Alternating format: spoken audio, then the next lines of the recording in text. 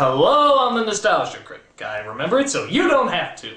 Say, have you ever wanted to see Carrie Elways, Gary Oldman, Urkel, Gabriel Byrne, Pierce Brosnan, Balky from Perfect Strangers, Jane Seymour, that chick from Heroes, Don Rickles, and Eric Idle in a movie together?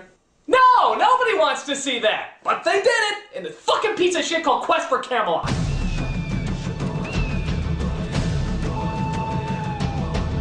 Back in the mid-90s when animation studios were trying to take down Disney by doing exactly what they did, Warner Brothers gave us Quest for Camelot. This cheap, uninventive knockoff of the Disney style is so bland and so impassionate that you'd swear the steel they're fighting with would make much better characters. And actually, some of them do, but I'm getting ahead of myself. Let's take a look at this medieval blast from the ass and see why I should have stayed in the Dark Ages. So we start off in Prize Schlock as we see our main hero who's a girl named Kaylee. Aww. She's the daughter of one of the Knights of the Round Table, played by Gabriel Byrne. What's the knight's name? Well, it doesn't really matter. They're having fun in this opening, which obviously means he's a goner. I'm coming with you, Daddy! Yes, when you're old enough, Kaylee. One day, I will be a knight, like Father. Well, you better work on growing that penis, honey. It's the Dark Ages. It sucks for everybody. So the father joins the other knights as they venture towards their destination. They ride to Camelot! We're knights of the Round Table, we No. This is meant to be taken seriously. The real deal. There aren't any singing knights in this version. Each of us will now divide in equal shares our countryside. Alright, but if any of those knights are Richard Harris, get the fuck out of here. Liberty! Justice! Trust! Wind! Water! Heart! Peace! Honor! Dragon sword! Mastodon! Pterodactyl! Goodness! Strength! Valor! Bobby! An ant! Now, I don't want to give anything away here, but one of these guys is going to be the villain. Can you guess who? Wow, you're a dumbass. Actually, it's this guy, and his name is Ruber. And wouldn't you know it, he's played by Gary Oldman, who played another obvious bad guy that everybody trusted as Dr. Smith in Lost in Space, which oddly enough came out the exact same year this movie did. Come on, Gary Oldman, you're a great actor. Why were you choosing these obvious villain roles at the time? I mean, there's just nothing subtle about them.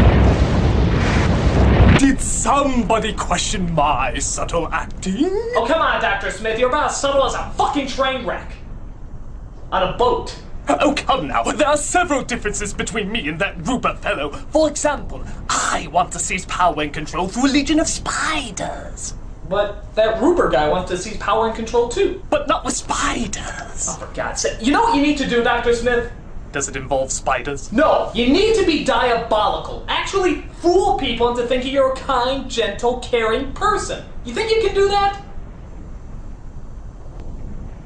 I think the boat sort of sailed on that one. Alright, well don't bother me anymore. I got a review to do. Wait, there's one more important thing. It's imperative that you must know. What? What? Spiders.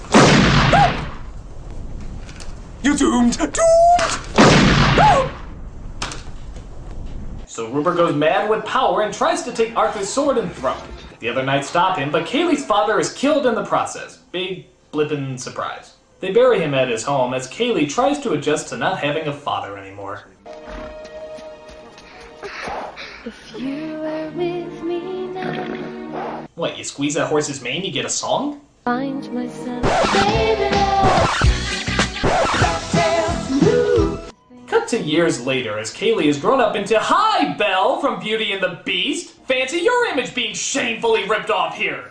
I mean, my God, they're not even trying. It's Belle. It's fucking Belle. Look, just change the outfits around a bit here and yeah, it's Belle. It's fucking Belle. Okay, maybe I'm being too critical. I mean, maybe she just looks like her. It's not like they both run through the fields with their arms open, feed animals on a farm, or sing a song about wanting more out of life and being stuck in an environment that doesn't welcome her free spirit.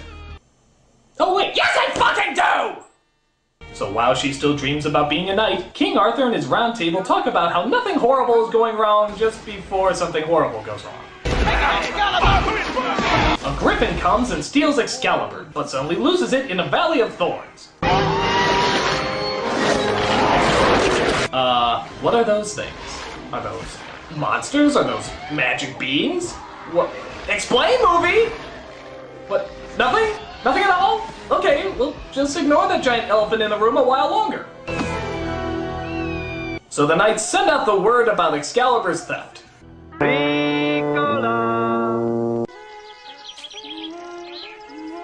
Excalibur, it's been stolen. I should know! I speak! Horn!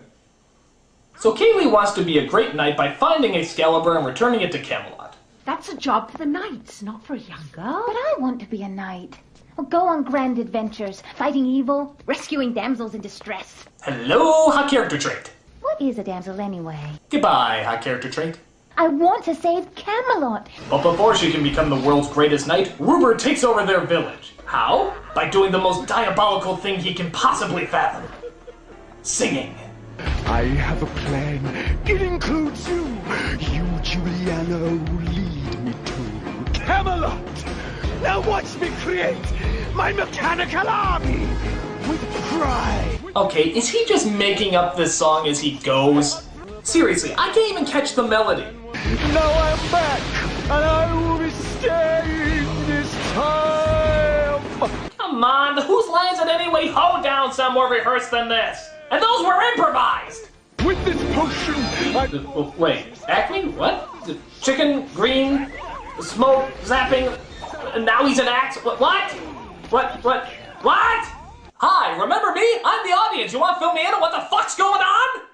Okay, from what I can gather, I guess, Rupert has a magic juice that can combine living things with inanimate objects. So he uses it to meld his followers into half men, half weapon.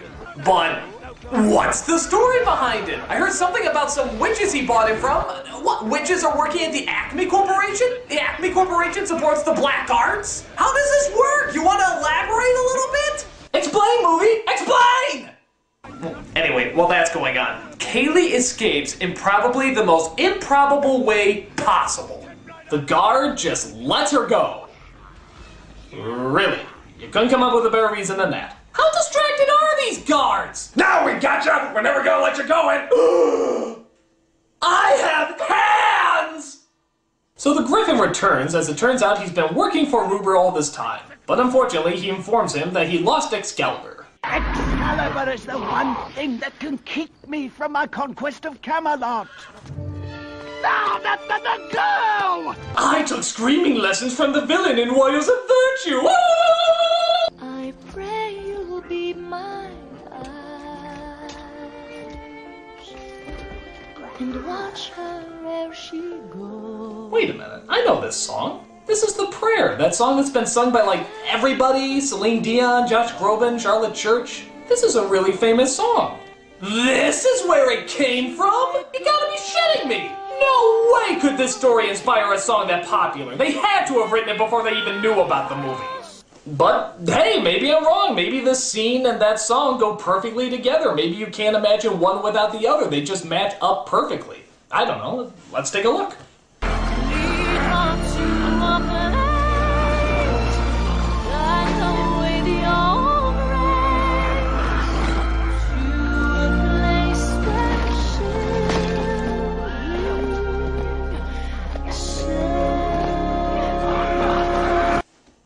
Unbelievable! Not even close!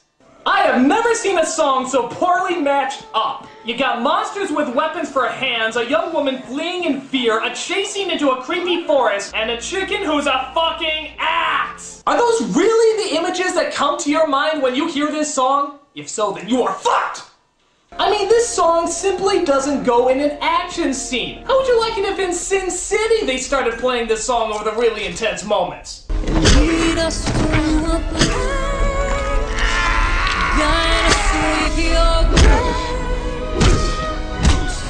to a place where we'll be safe. So she enters the Forbidden Forest where the henchmen are not far behind. I'm still going to be the world's greatest knight. That's why I'm running away from danger that's closing in behind me. But I'm doing it very bravely. But she's saved by a hermit named Garrett, played by Carrie Elways, a blind man who quite frankly makes Daredevil's moves look like a 5-year-old gymnast.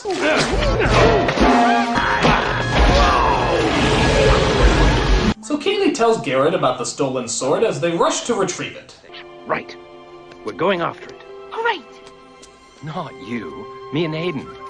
We work alone. Yes, in medieval times, even a blind man has more credibility to go into danger than a woman does. It pays to have balls. Well, I see no reason why I can't come along. I know the sound. Ah! Whose voice is that? Carrie Elway suddenly transformed into Clay Aiken. Like every tree stands on its own. Reaching Wait, how can the plants move? What? The leaves are flying? What is this? This is Camelot, not fucking Fern Golly! How the fuck are they able to do this? reaching for the sky, I stand alone. I'm sorry, this just really irritates me. Why do the plants fucking move? You're not writing Lord of the Rings, you can't just make up your own theology. This one already exists. If you're gonna have plants move, you have to have a reason for it. Explain, movie! Explain!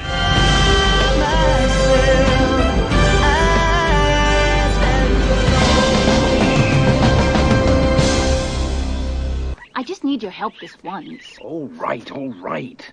But you just sung a friggin' song about why she can't come with you, and then all of a sudden she can? I really want to come with you. No. Like every tree stands. Please? Oh, alright.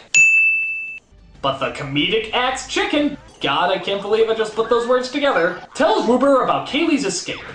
You! Report!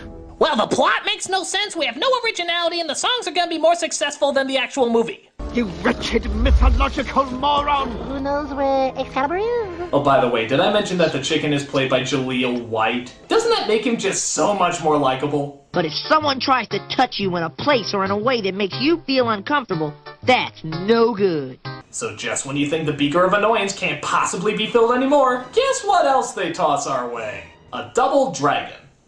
God, I wish. No, this is a funny two-headed dragon voiced by Eric Idle and Don Rickles. Together at last! Camelot?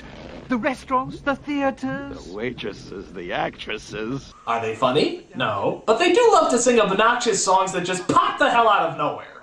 I'd be rocking with the dinos, swinging with the rhinos. I'd be dragging Isaac's cave. Oh hey, this is like that thing Robin Williams did in Aladdin, with the comedic references to modern day elements that won't exist for hundreds of years, except when he did it, it was mildly annoying, and when you do it, it's torturously annoying. Yeah, where does Elvis fit into the Arthur legend exactly, huh?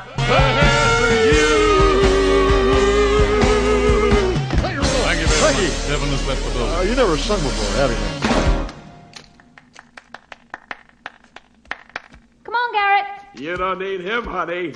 So, what? We're just gonna move forward like nothing happened? Those two dragons just sung a 3-minute song and you're not even going to acknowledge it? These songs have no purpose! They're like drive-by musicals! If you want to have singing, fine, but make sure they have a point! Or are, you know, fucking entertaining! How about holding your breath? So Ruber catches up with our heroes and attacks them. Get down! But they all escape as Kaylee gets Garrett somewhere safe to mend his wounds. I'm sorry. Look at the sky. Oh, shut up! Does everybody have to sing in this movie? Look at him. It actually looks like it's hurting as he sings. Why would you sing if you're in pain? Are you afraid a talent scout's gonna drop by on your deathbed? I hear your heartbeat just go for miles, and suddenly I know why. Wait. No, you can't get away with that movie. You need some explanation. How did a leaf evaporate into his skin and just magically cure him? No, that does not happen, movie. That just does not happen. Unless you, I don't know, explain!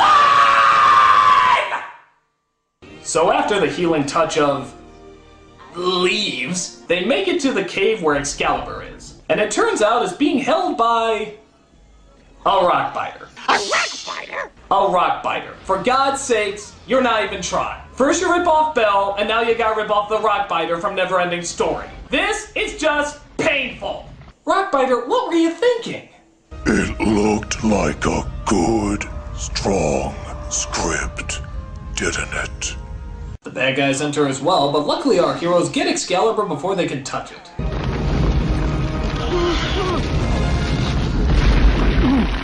The ogre's butt. Did he just say the ogre's butt? The ogre's butt. Okay, that's not a sentence, that's a noun. That's not even a good noun. In fact, this is where Gary Oldman should have known this movie was going to suck, when he had to just say the line, the ogre's butt. Gentlemen, I want to talk to you about this line. Which is that? The ogre's butt. What about it? Is that it? Simply the ogre's butt? Yeah, it's an ogre's butt. What's wrong with an ogre's butt? Oh, nothing. I have nothing against the ogre's butt. I'm sure the ogre's butt is lovely. However, there doesn't seem to be any reason for the ogre's butt. How about perhaps a verb or predicate clause like look out for the ogre's butt, or oh no, we are under the ogre's butt, or if you'll permit me, woe is me and all others who are trapped under ogre's butt. Yeah, ogre's butt is in plural. Duly noted, but at least that one came with a conjunction. Grammatically speaking, I think that makes the ogre's butt much more palatable. Look, just stick to the script. But I ask you, how does it make any sense? I'm a Shakespearean-trained actor. Hey, weren't you that spider in Lost in Space? Ogre's butt it is. Get to work, puppet. So our heroes get out and finally make it home. Camelot. It's only a model. Shh. Oh, Garrett. But just as they're about to hand in the sword together... You deliver it. I don't belong in that world. What do you mean you don't belong? You're incredible! You see better than how most people can see! In fact, are you even blind? Come on, Aiden. Like every tree. No! This makes no sense. You don't belong in a world with cozy houses, comfy beds, and guaranteed security, but you do belong in a world of killer plants, giant monsters, and dragons that can fucking eat you. Hello, you're not hard of hearing, just listen to a good opportunity and take advantage of it. You moron! Well, of course, the bad guys catch up with Kaylee and steal the sword away from her. Rupert takes the potion out of his cleavage and forges Excalibur onto his arm. Thus, Kaylee is kidnapped and uses leverage for her mother to get the villains into Camelot. Oh, and in answer to your question earlier, honey, about what a damsel in distress is, it's a stupid female who knows how to take care of herself but yet constantly has to be rescued. In other words, yo! Not a word. It's Lady Juliana! Lower the bridge at once! Also let in the dark shadowy figure with the black hood, black horse, and black saddle. I'm sure he can be totally trusted. I'm still the world's greatest knight. Oh, Bladebeak, at your service. What? Wait a minute! When did the chicken turn into a good guy? There was no transformation scene, he didn't talk to anyone? There wasn't even a line of dialogue! Aren't you gonna fill us in, movie? Aren't you gonna let us know what's going on? Just act.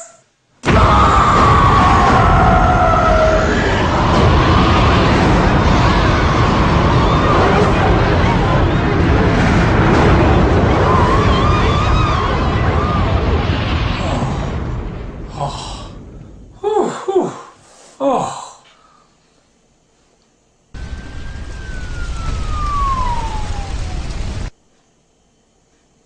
Sorry.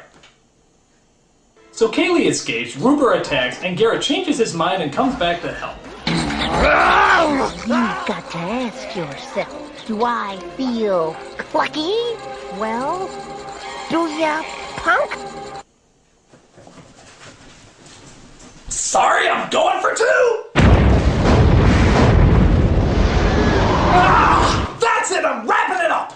They corner Rupert at the stone that Excalibur was pulled out of and trick him into slipping it back in. This causes some magical bullshit that blows him up and, get this, magically heals everybody. Why? How? I refer you to my first nuclear explosion. That's right, everyone is totally and permanently healed, except for the blind guy. Hey, what the hell? Get the fucker his eyes, you bastards! What Was saving everything that could possibly be saved in this movie just not enough for you? Excalibur's a bunghole! So Kaylee and Garrett are finally made knights. All the people rejoice and celebrate by inventing Riverdance. Well done, Hayden. I did absolutely nothing. I was a complete waste of animation.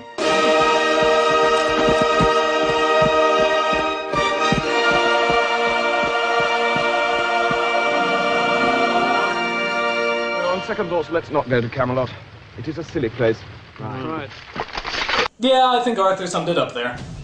Quest for Camelot. A medieval times restaurant has more dignity than this piece of shit. The characters are rip-offs, the story has no connection to the Arthur legend, and, oh yeah, there's a bajillion things that are never explained. In fact, I want an answer. I want an answer right now. And not only do I want an answer, I want answered as the most innocent, perfect being that I can think of, Mary Poppins. That's right, Mary Poppins is gonna be my representation of this movie. So tell me, Mary Poppins, how do you explain this bullshit that we just witnessed? First of all, I would like to make one thing quite clear. Huh? I never explain anything. Fuck you, bitch! Oh my god!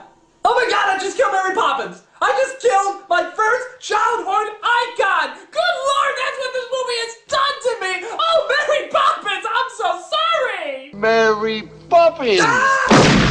Bird! Oh no, I killed Bird too! Okay, I gotta get out of here before I start killing any more innocent Disney characters! I'm the Nostalgia Critic, I remember it so you don't have to! Hi, Mr. Nostalgia Critic! Oh! Mickey! Oh no! I'm sorry! Quest for Camelot made me do it! I understand. No!